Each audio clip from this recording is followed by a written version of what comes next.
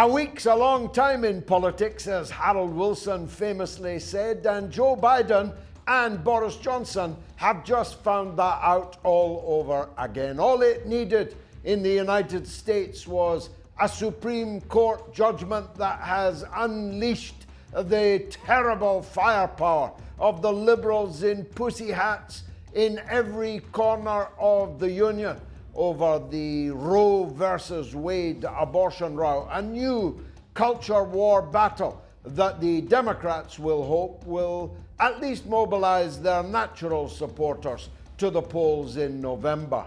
In Britain, it was a couple of disastrous by-election results, and a series of national rail strikes whose leader, Mick Lynch of the Railway Workers Union, has turned out to be, well, twice as popular as the Prime Minister in the country and exponentially more popular than the so-called leader of the so-called opposition, Sir Keith Starmer. We'll be looking at all of these issues tonight, and we'll be looking at Ghislaine Maxwell's case as she faces up to 30, maybe 50 years incarceration for her filthy crimes. We'll be talking to one of the very first victims of the Epstein-Maxwell gang. And we'll be looking at China and Russia and the BRICS as they wrap up their successful summit with a new application by Argentina this time to join the original framework.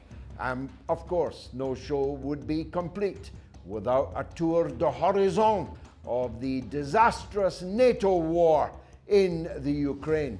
So this is the mother of all talk shows. It is the Open University.